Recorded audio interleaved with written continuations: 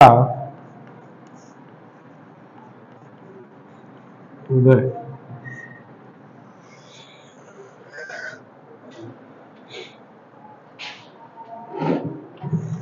देखिए, बताया था मैंने कि 1498 ईस्वी में पुर्तगाली यात्री वास्को डी गामा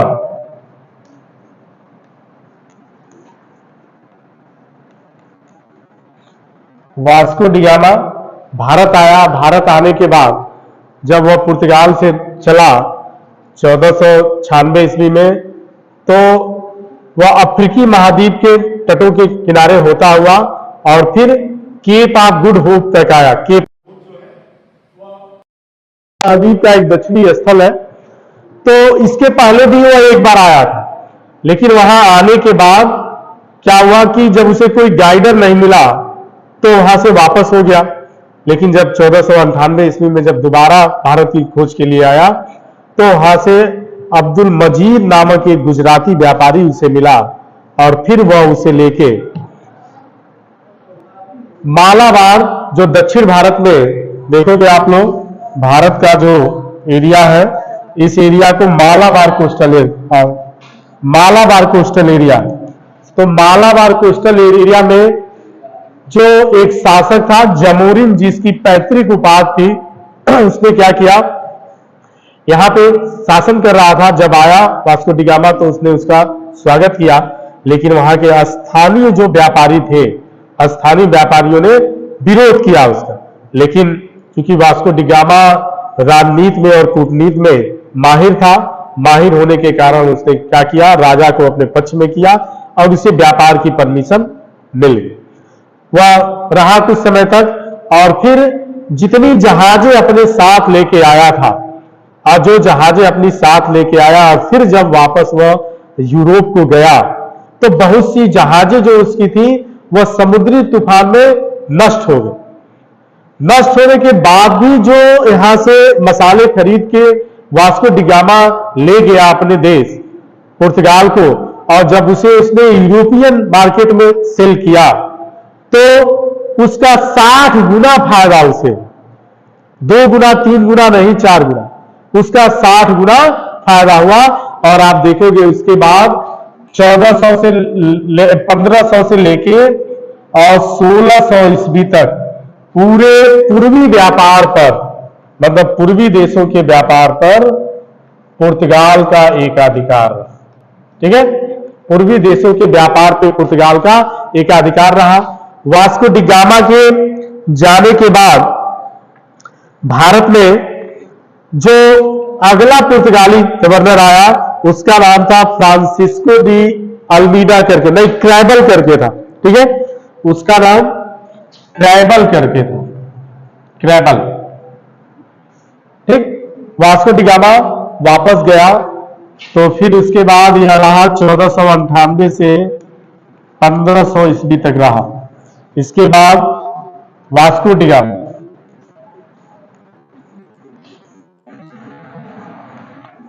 यह जब वापस यूरोप पहुंचा तो वहां के पुर्तगाल के जो राजा था उसने क्रैबल के नेतृत्व में एक जहाजी बेड़ा भारत भेजा और यह क्या किया, 1500 से लेके आने के बाद 1502 ईस्वी तक क्रैबल भारत में रहा। ठीक है, फिर दूसरी बार वास्को डी गामा को भेजा गया, वास्को डी गामा को गवर्नर जनरल बना के 1502 में भेजा गया और यह 1505 ईस्वी तक भारत में पुर्तगाली साम्राज्य का गवर्नर जनरल रहा। चूंकि क्रैबल थोड़ा उच्च शिखर टाइप का था, इसके अंदर राजनीतिक और कूटनीतिक जो गतिविधियां थी इसकी कमी थी। कमी होने के कारण इसका स्थानीय जो शासक था चमोरिन, बगल में कोचीन का राज्य था, उससे उतना टैली नहीं खाया। तो बाद में क्या हुआ, इसका विरोध होने लगा जमोरिन के द्वारा, तो बाद में इसे वापस बुला लिया गया। लेकिन जब दूसरी बार वास्को डी गामा आया तो उसने क्या किया, जो मालाबार तट का स्थानीय शासक चमोरिन था उसके जो विरोधी कोचीन था उसको पराजित करने का कार्य किया और पराजित करने के बाद जब व्यापार में इसकी गतिविधियां बढ़ने लगी वास्को डी गामा की, तो जमोरिन इससे भी नाराज हो गए। उसके बाद वास्को डी गामा ने क्या किया, उसको भी पराजित करने का कार्य किया। लेकिन सास्को को तो बनाए रखा है उसने, लेकिन उसने इनसे परमिशन प्राप्त कर ली कि जो मालाबार कोस्टल एरिया है, यहां पे हम क्या करेंगे, अपनी व्यापारिक बस्तियों को स्थापित करें। और हुआ भी। तो देखेंगे आप लोग, तो वास्को डी गामा के आने के बाद, यानी कि 1498 से 1505 के बीच में 2 बार वास्को डी गामा पुर्तगाली साम्राज्य का पूर्वी देशों में गवर्नर जनरल रहा, और बीच में एक क्रैबल आया, लेकिन इसे वापस बुला लिया गया क्योंकि इसकी जो गतिविधियां थी वह अच्छी नहीं। ठीक है। और पुर्तगालियों ने चूंकि 100 साल तक पूर्वी देशों पे इनका एक अधिकार रहा, लेकिन इनके अंदर सबसे बड़ी कमी यह थी कि ये क्या करते थे कि स्थानीय जनता को भी टारगेट करते, स्थानीय जनता को टारगेट करके उनका धर्म परिवर्तन कराना, उनके ऊपर अत्याचार करना। इस कारण जब 1600 में ईस्ट इंडिया कंपनी आई, ब्रिटिश ईस्ट इंडिया कंपनी, अंग्रेज आए, उसके बाद डच आए, तो भारतीयों ने पुर्तगालियों की जगह उनको ज्यादा सपोर्ट करना प्रारंभ कर दिया, क्योंकि उनके अंदर जो ऐसी गतिविधियां थी जो टारगेट करके जनता को टार्चर करने की गतिविधियां थी, उनके अंदर नहीं थी लेकिन हल्की थी। पुर्तगाली देखोगे आप लोग, पहले भी इन्होंने ऐसा किया और लास्ट में भारत छोड़ना नहीं चाहते। गोवा चूंकि इनके नियंत्रण में था, तो आजादी के हमें लगता है कि 3 और कम से कम 14 सालों बाद 1961 में जाके गोवा में जब भारतीय अभियान किया गया, भारतीय सैनिक अभियान हुआ, तब जाके पुर्तगालियों ने गोवा छोड़ा। तो गोवा में वह चाहते थे इसे अपना एक अड्डा बनाए भारत में, जो भारत के लिए आगे आने वाले समय के लिए बहुत ही घातक सिद्ध हो। तो इसीलिए भारत सरकार ने बाद में चल के यहाँ पे सैनिक अभियान करवाए, और सैनिक अभियान करने के बाद गोवा को पुर्तगाली साम्राज्य से मुक्त किया। ठीक है। वास्को डी गामा के जाने के बाद जो अगला आया, उसका नाम था फ्रांसिस्को डी अल्मीडा। ठीक है। Francisco de Almeida. Francisco de Almeida जो था, यह 1505 से 1509 ईस्वी तक, ठीक है, 1505 से 1509 ईस्वी तक भारतीय क्षेत्र में यानी पूर्वी देशों में यह पुर्तगाली गवर्नर जनरल रहा। ठीक है। इसकी नीति जो थी, इसने एक नई नीति क्रियान्वित करने का कार्य किया। इसके लिए इसको ऑथेंटिक रूप से पहली बार भारत में गवर्नर जनरल का, पुर्तगाली गवर्नर जनरल का खिताब दिया गया। उसके बाद मालाबार तट पे जब यह पहुंचा, तो पहुंचने के बाद उसने क्या किया, पुर्तगाली उपनिवेशों की स्थापना करना प्रारंभ किया। ठीक है। अभी तो परिस्थितियों को समझने में वास्को डी गामा को लगा, क्रैबल को लगा, वास्को डी गामा आया तो दूसरी बार परिस्थितियों को थोड़ा बहुत सही किया, तब तक वास्को डी गामा चला गया। लेकिन उसके बाद जब अल्मीडा आया, तो अल्मीडा ने क्या किया, अब सोचा कि क्यों यहां पे क्यों ना हम अपने उपनिवेश स्थापित करें। और इसके लिए अल्मीडा ने क्या किया कि मालाबार कोस्टल एरिया में उसने फैक्ट्रियों की, पुर्तगाली फैक्ट्रियों की स्थापना करनी स्टार्ट की, यानी कि कोस्टल एरिया में किलेबंदी का कार्य करना प्रारंभ करवा। स्थानीय शासकों से परमिशन लेके, न परमिशन दिए तो मैंने बताया वास्को डी गामा ने भी उन्हें कई बार डिफीट किया। अल्मीडा ने क्या किया, उन्हें पूरी तरह डिफीट किया, उनके साथ बहुत से युद्ध लड़े। ठीक है।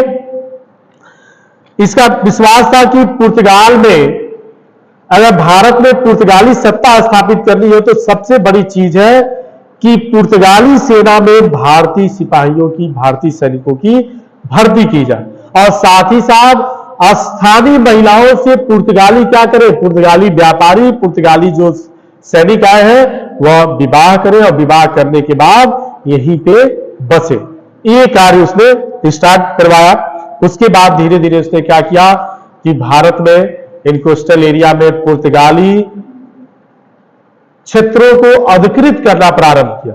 और अधिकृत करने के बाद यानी कि पुर्तगाली क्षेत्रों को बढ़ाना प्रारंभ किया जो उनके सीधे नियंत्रण में होते थे। इसके अलावा इसने एक पॉलिसी स्थापित की, इस पॉलिसी को कहते हैं ब्लू वाटर पॉलिसी। ठीक है, ब्लू वाटर पॉलिसी के नाम से जाना जाता है। ठीक है, तो ये जो ब्लू वाटर पॉलिसी थी या अल्मीडा की ही थी। ठीक है, इसके तहत उसका कहना था कि यह निश्चित रूप से जान लिया जाए कि जब हम समुद्र पर शक्तिशाली होंगे तभी क्या करेंगे, तभी हमारा जितने भी उपनिवेश है या लैंड एरिया है उन पे अधिकार हो। आप देखोगे कारण अन्य यूरोपीय देशों के अलावा पुर्तगाली जो व्यापारी थे या पुर्तगाल जो था यह सक्षम इसीलिए था क्योंकि पुर्तगाल का जो सैनिक बेड़ा था जिसका नाम आर्मेडा करके था, यह पूरे विश्व में पुर्तगाल की नौ सैनिक शक्ति बहुत ही ताकतवर थी। लेकिन जब 1588 ईस्वी में आने वाले समय में 15 पुर्तगाली जहाजी बेड़े आर्मेडा को नौ सैनिक युद्ध में परास्त कर दिया, पराजित कर दिया, तो अब नौ सैनिक शक्ति के रूप में ब्रिटेन उभर के, इंग्लैंड उभर के सामने आया। ठीक है, और जब ब्रिटेन उभर के सामने आया तो फिर कोई भी यूरोपीय देश या विश्व का कोई भी देश के नौ सैनिक शक्ति के आगे किसी की चली नहीं, हर का डाउन रहा, परिणाम ये रहा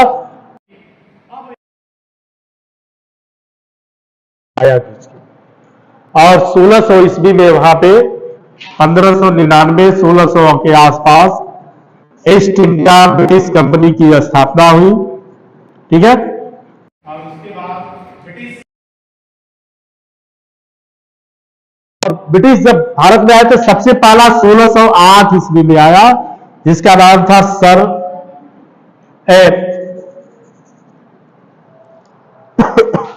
कैप्टन हॉकिंस।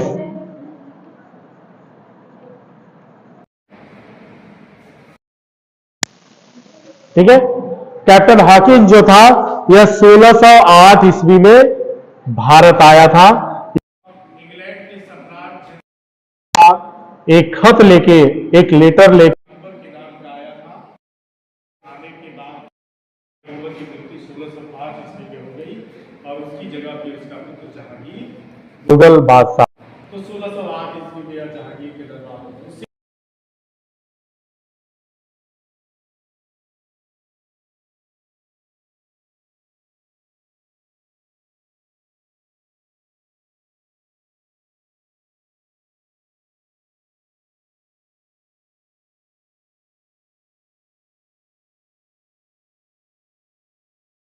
डचों ने भारत की धरती पे कदम रख दिया।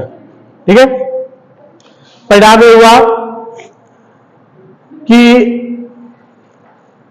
इन 100 सालों तक पुर्तगालियों का एकाधिकार रहा, लेकिन अंग्रेजों ने इनके एकाधिकार को तोड़ने का कार्य किया। अब हम थे अल्मीडा पे। अल्मीडा की जो शांत जल की नीति या ब्लू वाटर पॉलिसी थी, इस ब्लू वाटर पॉलिसी ने क्या किया कि भारत में पुर्तगाली साम्राज्य की स्थापना में बहुत ही महत्वपूर्ण योगदान दिया। इसके अलावा 1506 ईस्वी में अल्मीडा ने कुछ जहाजी बेड़ों के साथ इसने जमोरिन की सहायता करके कोचीन के राजा को पराजित किया। उसको पराजित करने के बाद अल्मीडा ने क्या किया, बाद में अरबों से भी युद्ध किया। जब अरब व्यापारी जब देखे कि ये पुर्तगाली यहां पे जम रहे हैं तो उन्होंने पुर्तगालियों पे आक्रमण किया। परिणाम ये रहा कि अरबों को अल्मीडा ने एक जहाजी बेड़े के साथ बुरी तरह परास्त किया और उस कोस्टल एरिया से उन्हें भगा दिया। ठीक है, इस प्रकार देखेंगे अरबों को बहुत हानि हुई। जो अरब एक शताब्दी ईस्वी से भारत से व्यापार करते चले आ रहे थे, तो अरबों को हानि हुई और हानि के परिणाम स्वरूप यह हुआ कि भारत से अरब व्यापार अब धीरे धीरे कटना प्रारंभ हो गया इसी समय से। ठीक है, बाद में अरबों ने गुजरात और बीजापुर के सुल्तानों से आग्रह किया कि वह पुर्तगाली व्यापारियों के खिलाफ कार्रवाई करे। बीजापुर, जिसके अंदर में गोवा का क्षेत्र था, और मैंने बताया भी था कि 1347 ईस्वी में दक्षिण भारत में एक राज्य बना था, बहमनी साम्राज्य। इस बहमनी साम्राज्य का जब बाद में विखंडन हुआ 1490 के आसपास, तो यह 5 राज्यों में बट गया, अहमदनगर, गोलकुंडा, बीदर, बरार, ठीक है, इसमें पड़ गया। तो उसी में अब बीजापुर, तो बीजापुर उसी में से एक। और एक दक्षिण में सबसे जो राज्य था, जिसकी स्थापना 1337 ईस्वी में हुई थी, 3637 में, इसे विजयनगर साम्राज्य कहा जाता था। विजयनगर साम्राज्य, जिसकी स्थापना हरिहर और बुक्का नामक 2 व्यक्तियों ने किया, ठीक है। तो विजयनगर साम्राज्य रहा। तो यही बहमनी साम्राज्य का ही एक पार था। बाद में पुर्तगालियों का उससे युद्ध हुआ, और इस युद्ध में बीजापुर को पराजित करके, कुछ समझौता करके, पुर्तगालियों ने क्या किया, गोवा को अपने नियंत्रण में कर लिया 1510 ईस्वी में। और गोवा को पूर्वी देशों में, पूर्वी क्षेत्रों में अपना व्यापारिक केंद्र बनाने का कार्य पुर्तगालियों के द्वारा किया गया, ठीक है। इसके काल में भारत में जो पुर्तगाल की सेना थी, स्थिति थी, वह काफी मजबूत हुई। अल्मीडा के समय 1509 ईस्वी में अल्मीडा को वापस बुला लिया गया। उसके बाद अल्फांसो डी अल्बुकर्क, ठीक है, अल्फांसो डी अल्बुकर्क जो था, वह इसके बाद अल्मीडा के बाद भारत का गवर्नर जनरल बन के आया, ठीक है, अल्फांसो डी